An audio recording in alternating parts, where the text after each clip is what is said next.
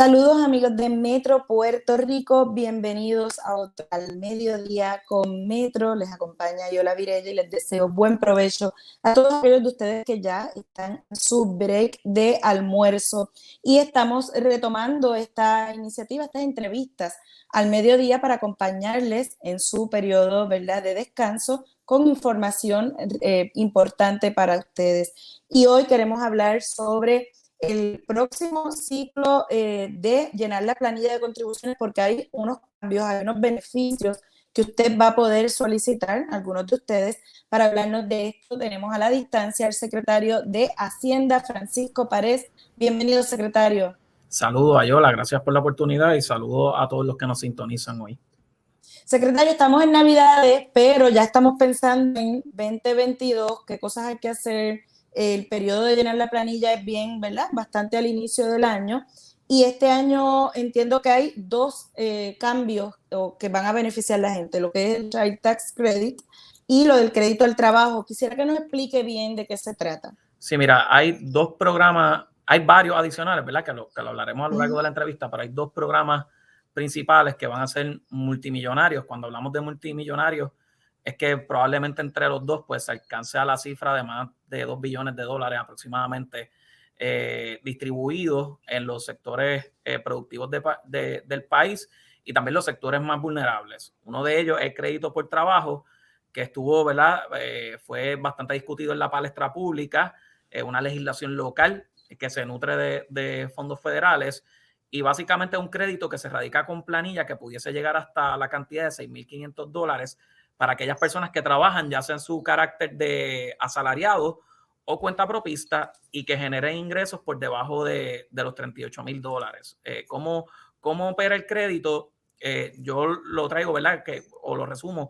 Depende en función de tres factores: el salario, el estatus civil y la cantidad de dependientes. Mientras más dependientes tengas y menos salario haya o compensación por servicios de cuenta propista, pues mientras más compensación de esa naturaleza se genere, más limitado va a ser el crédito. Mientras más bajita, más alto podría ser el crédito, y mientras más dependientes tengas, ese crédito puede aumentar. Así que estamos hablando, por darle un ejemplo, asalariados que están en los $15,000 aproximadamente, que no tengan dependientes, pues pudiesen generar este crédito. Y de igual manera, personas casadas que generen $36,000, $32,000, que tengan hijos, pudiesen generar un crédito de más de $1,000 en ambas instancias. Así que es un crédito bastante único, porque premia el trabajo de cantidades significativas, y que definitivamente va a ayudar a la clase trabajadora en Puerto Rico. Nosotros estimamos que 500,000 de personas o de familias se pudiesen beneficiar con esto, y se estarían distribuyendo aproximadamente $800 millones. Ese Secretario, crédito, sí. antes de pasar al otro crédito, es que nos pregunta aquí Eddie Álvarez en las preguntas que si el límite son $38,000. Entiendo que hay como una fórmula, que hay algún sitio donde las personas pueden entrar sus datos y ver cómo Sí, sería. hay una calculadora que nuestros compañeros de Fortaleza publicaron en su página de internet, donde las personas añaden, ¿verdad?, sus datos demográficos de cuántos dependientes tienen y el total de compensación, y ahí le computa exactamente cuánto podría estar recibiendo de crédito. Recordemos que esto es un crédito contributivo, así que primero reduciría cualquier responsabilidad contributiva descubierta con su planilla, y el exceso se convierte en un reintegro. Para dar unos datos más específicos, Ayola, una familia que genera $20,000 en compensación, ya sea por cuenta propista o por asalariado, y tenga 3 dependientes, pudiese generar la cantidad de $6,500. Esa cantidad se va reduciendo ya cuando estas familias comienzan a exceder los $25,000, y ya desaparece en su totalidad en unos $43,501. Sin embargo, estamos hablando que cuando llega ya a los 38,000, ese crédito se disminuye por más de $3,000. Así que por eso traigo siempre el umbral de los 38,000, es cuando ya significativamente ese crédito se va reduciendo. Pero hay una calculadora en la página de internet de Fortaleza, de los compañeros de Fortaleza, fortaleza.pr.gov, donde la persona puede añadir sus datos y la calculadora le computa un aproximado bastante certero de cuánto estaría recibiendo. Recordemos, le voy a pedir, disculpe secretario, le voy a pedir a mi compañero allá en los controles que pueda compartir, ahí tiene. La gente está viendo en pantalla ahora esa página de la que usted nos hace referencia, la dirección fortaleza.pr.gov, y ahí pueden hacer el cálculo. Disculpe secretario, que iba a hacer un recordatorio. Bien importante que este crédito se solicita a través de la erradicación de la planilla de contribución sobre ingresos de Puerto Rico, que es la que se radica con el Departamento de Hacienda. Distinto al Child Tax Credit, que vamos a hablar ahora, básicamente se solicita a través del IRS con la erradicación de una 1040 PR, que ¿verdad? Hay una distinción ahí, hay uno que nos encargamos nosotros, que es crédito por trabajo, ese Earned Income Tax Credit, y el Child Tax Credit, este crédito por hijo dependiente, básicamente se solicitaría a través del IRS. En cuanto al Child Tax Credit, Ayola, son nuestros compañeros de la IRS quienes van a estar manejando, pero obviamente el Departamento de Hacienda pues se ha estado incorporando con el equipo de la IRS, orientando a nuestro personal para que pueda responder preguntas de los contribuyentes que acuden al Departamento de Hacienda para ser orientados. Cuando se radica esta planilla ante la IRS, la 1040 PR, para solicitar este crédito contributivo o incentivo, básicamente podría recibir $3,600 por hijos dependientes cuya edad sea de 5 años o menos. Y puedes recibir $3,600 por dependientes que sean de 6 años a 17 años. Por cada hijo, ¿verdad? Se recibiría $3,000 dependiendo de la edad o $3,600. Pero entonces se llena el documento, que es la planilla federal, pero se llena en la misma fecha que la planilla estatal o no. Sí. Okay. Típicamente la planilla de Puerto Rico vence en la misma fecha de vencimiento que con el IRS, así que ¿verdad? Probablemente hay que esperar, ¿verdad? Cuáles van a ser las guías del IRS con respecto a las fechas de vencimiento. Nosotros no anticipamos que sean pospuestas como ocurrió en el año 2020, así que con toda probabilidad pues esa fecha va a vencer ahora en abril 15. Secretario, nos pregunta José Negrón Quintana sobre las personas que, pues, cuando son separados, tienen hijos y pagan pensión. Ese crédito, esos niños los pueden calcular en la solicitud de crédito al trabajo el padre, que es el que tiene a los niños bajo su techo. ¿Cómo funciona ahí? Típicamente, quien puede reclamar a una persona como dependiente es aquella persona que le provea más de la mitad del sustento de ese dependiente. En los casos de familias por separado, por regla general, pues se le da deferencia a la persona que tiene la patria potestad de ese menor. Ahí pueden haber desviaciones en cuyo caso, ¿verdad? Uno de los padres pues puede aprobar que le provea a ese menor más de la mitad de su sustento.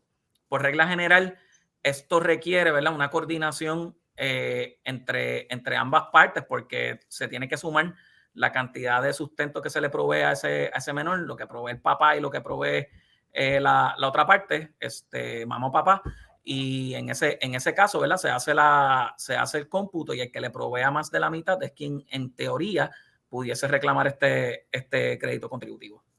Tengo varias preguntas también de personas que pues están sobre el umbral en cuanto a lo del crédito al trabajo, sobre ese umbral que usted estaba hablando, y ahí es algo que estaría fuera de las manos de Hacienda, ¿no? Requeriría legislación, cualquier tipo de ayuda adicional. Correcto, esto típicamente, ¿verdad? Y para poner en perspectiva a las personas, por regla general, los cambios contributivos necesitan anuencia de la Asamblea Legislativa y obviamente que se convierta en ley a través de la firma del gobernador, del proceso legislativo que provee la Constitución de Puerto Rico. En este caso, cualquier cambio se tendría que dar a nivel de legislación. Yo no preveo cambios adicionales para este ciclo contributivo. Ya el Departamento de Hacienda ha estado preparándose para este ciclo contributivo. Vamos a publicar nuestra planilla durante el mes de febrero para que las personas puedan radicarla electrónicamente. Creo que van a haber sorpresas, Ayola, con respecto a la fecha de publicación ¿verdad?, de la plataforma para radicarla electrónicamente, y apuntamos o estamos aspirando a ser la primera administración que comienza a pagar reintegros antes de la tercera semana de febrero. Así que en el pasado lo hicimos en la cuarta, queremos romper nuestros propios récords nuevamente para comenzar a distribuir estos reintegros que incluirían el crédito por trabajo durante la tercera semana de febrero, sabrá Dios si antes. Secretario, como utilizó ejemplos con matrimonios con hijos para lo del crédito al trabajo, nos preguntan si no tengo hijos, no tengo dependientes, pero trabajo y estoy bajo el umbral, ¿podría cualificar para el crédito al trabajo? Podría recibir hasta un crédito de $1,500. Por regla general, cuando una persona no tiene dependientes y cumple con los umbrales, podría recibir $1,500. Si tiene un dependiente, podría recibir $3,500. Si tiene 2 dependientes, $5,500, y si tiene 3 dependientes, $6,500. Recordemos que esto funciona como una campana, la fórmula. Cuando uno ve la fórmula en una gráfica, funciona como una campana, va aumentando en esos umbrales de poco ingreso, se mantiene estático en una misma cantidad, que son los 1,500, los 3,500, los 5,500 o los $6,500, y luego que se excede esos ingresos, comienza a reducirse hasta que se desvanece y desaparece en su totalidad. Así que todo va a depender de los hechos y circunstancias de cada planilla, pero una persona, por dar un ejemplo, un individuo que generó $18,000 y no tiene dependiente y está casado, pues recibiría los $1,500. Si es una persona soltera y generó $16,000 o menos, podría recibir hasta $1,500 aproximadamente. También muchas personas como Suinda Beauchamp nos dice, y era una de las preguntas que tenía para usted, las personas que no recibieron por alguna razón los estímulos económicos del pasado año relacionados al COVID, en la planilla que vamos a llenar ahora, en 2022, que es la del ciclo del 2021, ¿pueden solicitar o reclamar, no me llegó este pago? ¿Hay alguna forma de todavía rescatar ese pago? Sí. Los $1,400. El programa de $1,400, personas que no lo hayan recibido, lo podrían recibir radicando la planilla 2020, que vencería, 2021, perdón, que vence en el 2022. Si aún no ha recibido los $600 o los $1,200, debe radicar su planilla del 2020, que es la que venció en abril 2021. Y quiero dar una cifra, ¿verdad? Porque a mí me alarmó un poco cuando la estuvimos evaluando durante el año. 250,000 de personas cometieron un error con su cuenta de banco. O una transposición de números, o escribieron el número de cuenta donde iba el número de ruta donde escribieron el número de cuenta, que les pido de favor, ¿verdad? Y yo creo que le simplifica la vida a los contribuyentes y también a los empleados del Departamento de Hacienda en el descargue de sus funciones, que sean rigurosos a la hora de erradicar estos formularios. Bien rigurosos con el nombre de la persona, que escriban las letras correctamente. Utilicen la tarjeta de Seguro Social como marco de referencia para que le escriban literalmente como está en esa tarjeta. Vimos apodos escritos en las planillas. De igual manera, el número de Seguro Social tiene que estar idéntico como está en esa tarjeta de Seguro Social.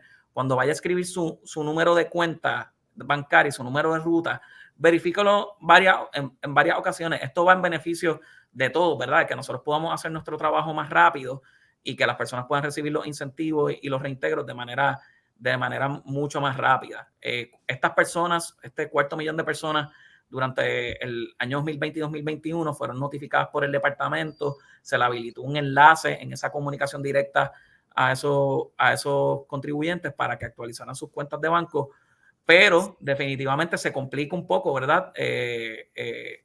Porque dilata, crean quejas de parte de los contribuyentes, no necesariamente checan su buzón a través de su correo electrónico, su cuenta a través de Suri, no reciben el pago y definitivamente pues un número que me llamó mucho la atención en cómo se comportaron estas declaraciones, y muchas tuvieron que ver con la declaración de non-filer. Ahí ese enlace que se habilitó en el 2020, en junio de 2020, fue la que más errores recibió de parte de los contribuyentes. Una cifra que traigo ahora porque antes de emitir el pago del Earned Income Tax Credit, y probablemente la IRS haga lo propio con el CTC, se hace un análisis de validación de nombre y número de seguro social.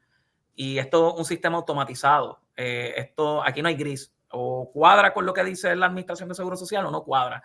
Y si no cuadra, pues definitivamente se imposibilita la emisión de ese pago. Ayola, otro dato importante que olvidé mencionar sobre el Earned Income Tax Credit es que las personas cuentapropistas deben tener su registro de comerciante actualizado en su cuenta de Suri el 31 de diciembre. Se supone en Puerto Rico, todas las personas que están dedicadas a industria o negocio, que incluyen las personas que trabajan por cuenta propia, tienen que tener un registro de comerciante, y eso es lo que nos va a ayudar a nosotros a poder validar esos cuentapropistas que estén solicitando el crédito por trabajo. La ley también lo dispone de esa manera, que debe tener su registro de comerciante actualizado el 31 de diciembre. Así que ese mensaje es bien importante para que las personas puedan cumplir con lo que dicta la ley. Qué bueno que lo traes, porque de hecho en las preguntas tenemos varias personas que trabajan por cuenta propia y estaban preguntando sobre cómo entonces ellos solicitar lo del crédito al trabajo. Usted mencionó que el año pasado comenzaron a pagar reintegros en la tercera semana de febrero y que quieren romper ahora su propio récord, pero tengo también comentarios de la gente aquí en este live diciéndome que todavía no les ha llegado el reintegro. ¿Cómo cuántas personas tienen ahora mismo que reintegros que tengan pillados allá en Hacienda? Ya probablemente las personas que no hayan recibido su reintegro en esta etapa, y de hecho, yo creo que no hay ninguna agencia fiscal en el mundo que pueda decir que ha pagado el 100% de su reintegro solicitado. Eso no existe. El Departamento de Hacienda no es la excepción. Pueden haber discrepancias, ya sea en cuanto a la dirección, errores matemáticos, notificación de deficiencia en planilla, emisión de reintegro contra deudas de años anteriores, como dispone la ley que se debe hacer. Que yo recomiendo en estos casos que vaya a nuestro website, saque una cita, hacienda.turnospr.com, solicita una cita con nuestros oficiales de servicios contribuyentes. No tiene que venir al edificio de Hacienda Central acá en el Viejo San Juan. Hay distintas oficinas localizadas alrededor de la isla para conveniencia geográfica, ¿verdad? De las personas que no están en el área metro, que pueden visitar, sacar una cita y traer, ¿verdad? Traer la documentación que se necesite para solicitar o aclarar cualquier discrepancia que haya. Sin embargo, yo sigo este número bien de cerca, y aquí se han pagado más de 700 millones de dólares en reintegros con la planilla 2020. Esto incluye también la planilla senior. Claro está, que ya se liquidaron esos 70 millones de dólares a este sector de la población, pero ha sido, si bien es cierto que hay personas, que pueden haber personas que no lo han recibido, también es cierto que cientos de miles de familias lo recibieron, y que en el 90% de los casos lo han recibido lo más rápido que han visto en su historia como contribuyente. Otras de las personas de los comentarios que tenemos acá en este live, son personas hablando, pidiendo que si puede comentar sobre el Premium Pay, cómo va ese proceso, compañías, dice, industrias que se solicitaron antes que los restaurantes, que no han llegado. El Premium Pay no es para todo el mundo. ¿Cómo Correcto, funciona es un eso? programa limitado, apuntando a una población particular, una asignación multimillonaria que el gobernador decidió hacer. Estos no son dineros federales que venían ¿verdad? Con nombre y apellido, sino son unos fondos federales que se le dio cierta discreción al gobierno territorial, en este caso Puerto Rico, para disponer de ellos, y el gobernador priorizó ciertos sectores de la población. Hay una carta circular que establece cuáles fueron los parámetros. Este programa concluyó el proceso de solicitudes al 31 de octubre con una fase a los restaurantes. Así las cosas. Las personas que lo iban a recibir tenían que ser validados por un tercero, ya sea en la gran mayoría de los casos debía ser su patrono, quien hacía la solicitud a nombre de ese contribuyente. Nosotros en nuestras cifras ya hemos desembolsado 95% de las solicitudes elegibles. Hubo miles de personas que solicitaron que no lo van a recibir porque incumplen con las normativas de la carta circular. Por dar un ejemplo, solicitudes de personas que trabajan por cuenta propia, que no eran agentes retenedores de salarios. Estas personas no podían solicitarlo ellos. Según las guías federales que permiten ejercer este tipo de discreción, establecen que debía ser un tercero quien hiciera la solicitud por ellos. Así las cosas, Ya a través de Suri, que es el sector privado, se han distribuido 325 millones, ya estamos finiquitando, pueden haber algunas controversias procesales que se han estado atendiendo, pero definitivamente va a haber un proceso de apelación que nosotros vamos a estar notificando a la ciudadanía para aquellos que sí sean elegibles puedan solicitarlo, pero dentro de nuestro criterio preliminar, cuando hacemos el procesamiento, pues ya entendemos que el 95% de los casos ya han sido liquidados. Nuestra expectativa es que ya el 15 de diciembre se haya liquidado no tan solo las solicitudes originales, sino aquellos planteamientos de esos patronos elegibles que por distintas razones operacionales no se haya podido hacer el desembolso, pues hacer lo correspondiente.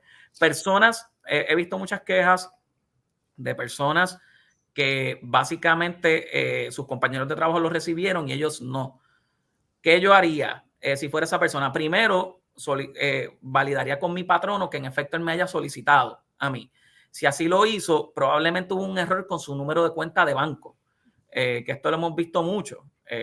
Así que mi recomendación es que hablen con su patrono para que el patrono actualice esa información y también le informe si en efecto solicitó ese incentivo para ese empleado. ¿Cuáles eran los criterios? $40,000 de compensación o menos, más de 500 horas o más de trabajo presencial y debía estar vinculado a la industria de salud, alimentos, seguridad, en específico aquellos patronos que en su registro de comerciante tuviesen unos códigos NAICS particulares que están enlistados en una carta circular del Departamento de Hacienda.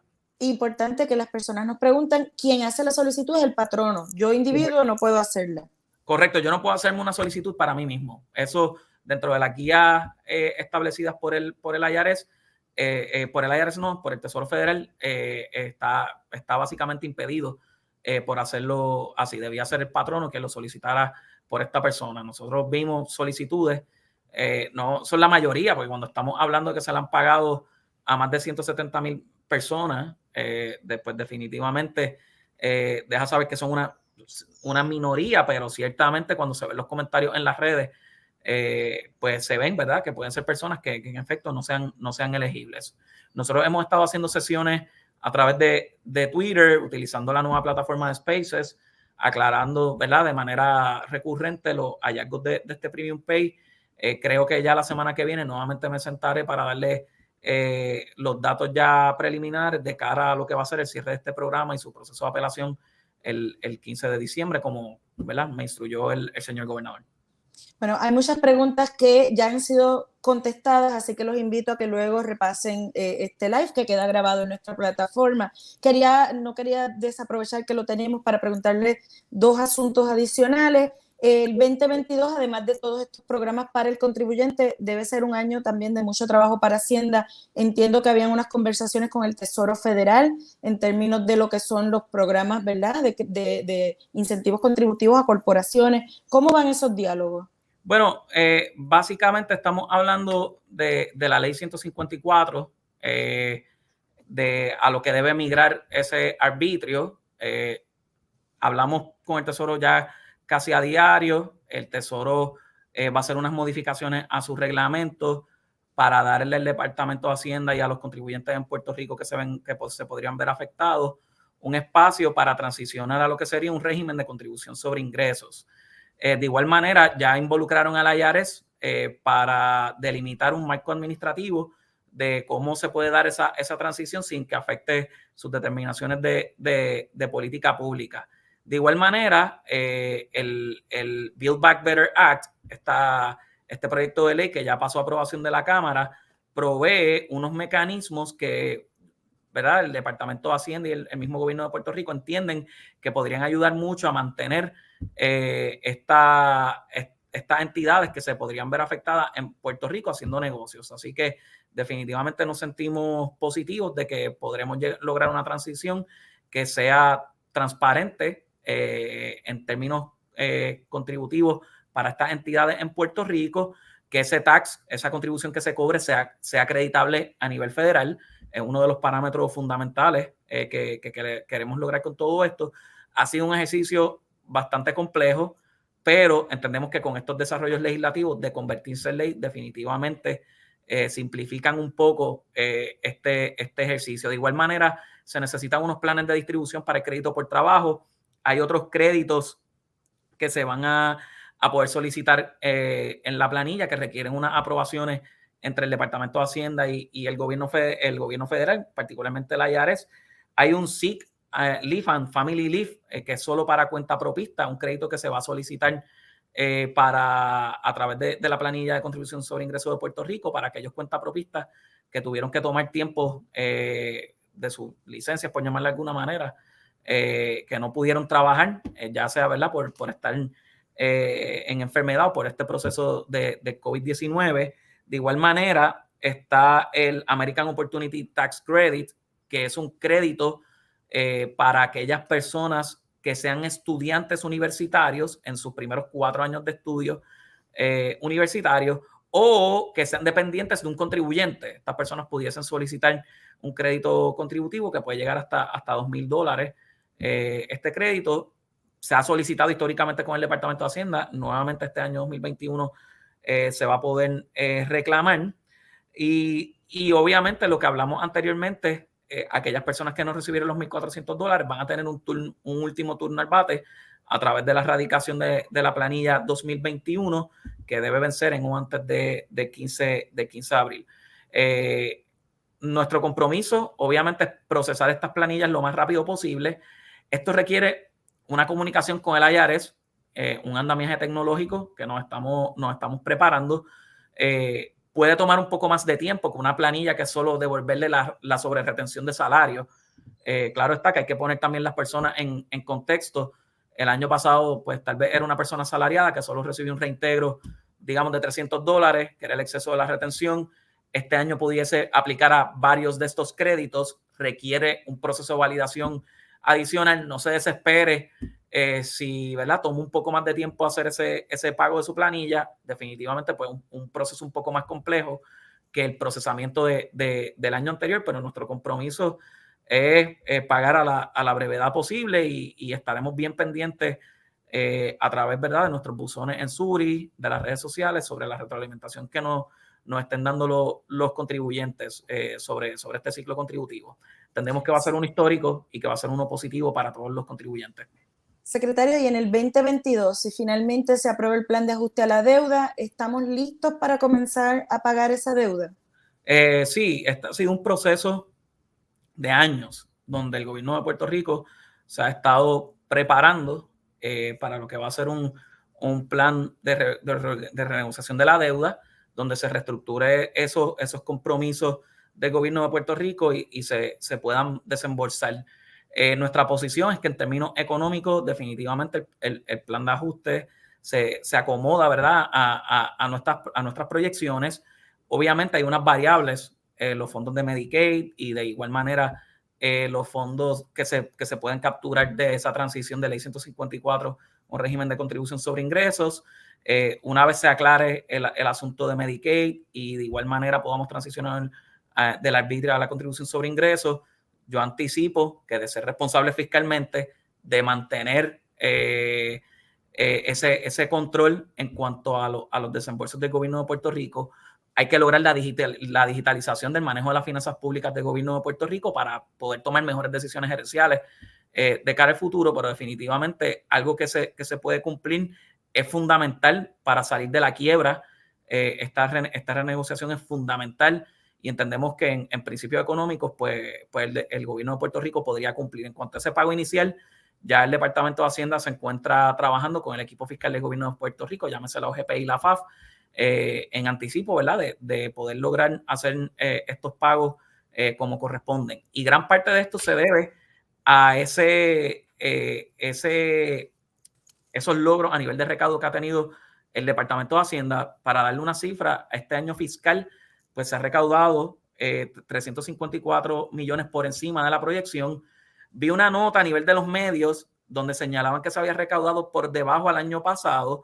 Es obvio que eso iba a ocurrir cuando el año pasado se recaudaron impuestos pospuestos, ¿verdad?, de fechas de vencimiento de años anteriores. Recordemos que el 15 de abril el del 2020 no existió el 15 de julio. Y ya 15 de julio esos recaudos caían en el siguiente año fiscal, que fue el pasado, y por eso se puede ver esa reducción, pero cuando se neutraliza esos recaudos de periodos anteriores, el Departamento de Hacienda estaba por encima de la proyección de igual manera. Así que definitivamente están 226 millones por encima del año anterior cuando se neutralizan las transacciones de cobro de años anteriores, y 354 millones por encima de la proyección, pues definitivamente delimitan me siento, ¿verdad? Optimista que vamos a cumplir definitivamente con nuestras obligaciones. Secretario, ¿cuánto es usted había dado un dato de cuánto es el dinero que tienen en caja reservado para ese pago de la deuda? Qué bueno que me preguntas. Hay aproximadamente 12 mil millones de dólares en la cuenta operacional del secretario de Hacienda. De esos 12 mil millones, se estima que unos 7.4, unos 7 mil millones aproximadamente, un poquito más, se utilizarían para ese pago inicial en cuanto a ese proceso de renegociación de la deuda. De igual manera, hay unos 2 mil millones, un poquito más de 2 mil millones, que es de efectivo, que no están en la caja operacional del secretario, pero que la gran mayoría de estos, el Departamento de Hacienda tiene algún tipo de control sobre este efectivo para poderlo transferir y hacer los pagos correspondientes. Suena más simple, ¿verdad? De lo que verdaderamente es desde la perspectiva operacional, pero entiendo que desde la perspectiva económica, nosotros estaremos listos tan pronto, ¿verdad?, la jueza aprueba de aprobar este plan de ajuste, y que obviamente nos corresponde a nosotros como gobierno concientizar al gobierno federal sobre la transición de la ley 154, lograr los objetivos que tenemos trazados. Lo mismo con la certeza en cuanto a los fondos del Medicaid, que el gobernador Pierluisi ha hecho un trabajo extraordinario sobre este tema, y probablemente lo coloque como el gobernador que consiga esa certeza a largo plazo sobre estos fondos de Medicaid, básicamente poniéndonos en una gran posición de cara al futuro de poder cumplir con estos objetivos. Bueno, vamos a ver si eventualmente, ¿verdad? Son muchas cosas que están, que deberían poder cumplirse para que además de pagar la deuda se pueda dar servicios esenciales, los policías puedan estar bien pagados, los maestros, hayan los recursos en los salones de clase, las carreteras, pero eso es tema para largo plazo. Mejor compensación a los empleados del Departamento de Hacienda, mejores procesos, mejores recursos, definitivamente.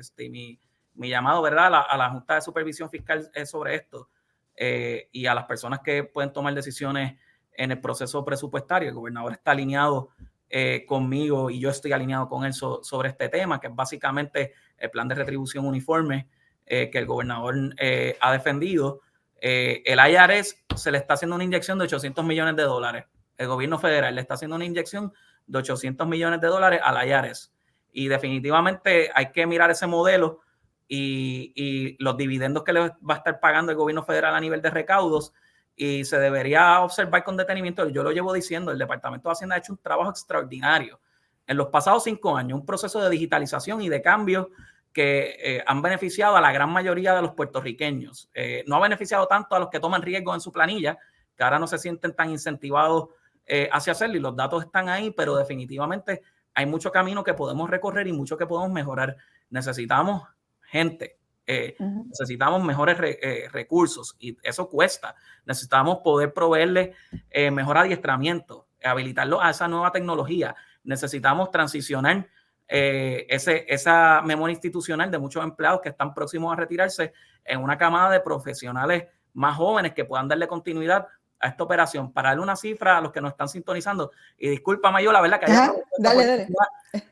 Solo 2% de los empleados del Departamento de Hacienda tienen 30 años o menos.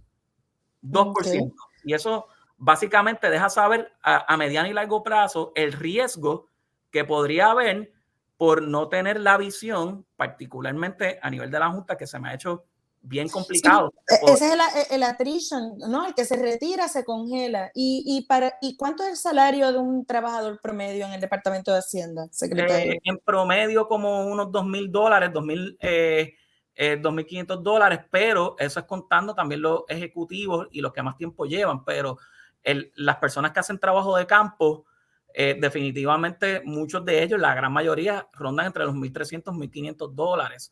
Sí, que es lo que vemos también en familia, por ejemplo, lo vemos alrededor de todo el gobierno. Es endémico alrededor del gobierno y es bien difícil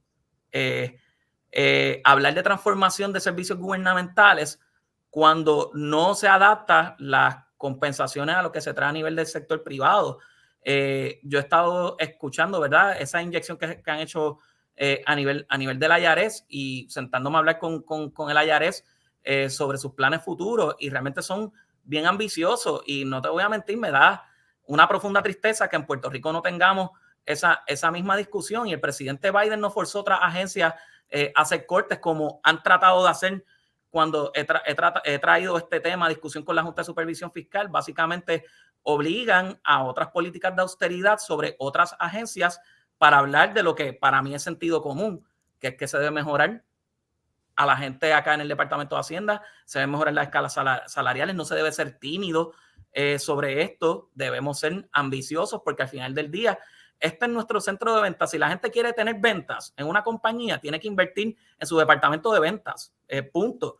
Pues acá es donde recaudamos los impuestos del gobierno de Puerto Rico para poder mejorar la salud fiscal de todos. Acá en Puerto Rico como gobierno, pues debemos también observar lo que está haciendo el gobierno federal con el IRS. Una discusión que yo he estado 5 años trayéndola, se lo dice ahora una persona ya no de 28, de 33 años que ha vivido mucho aquí, que he sido testigo de lo que sufren nuestros empleados. Realmente es bien sacrificado dar un servicio tan complejo como el que da el Departamento de Hacienda a 1,300 pesos mensuales. Es bien complicado.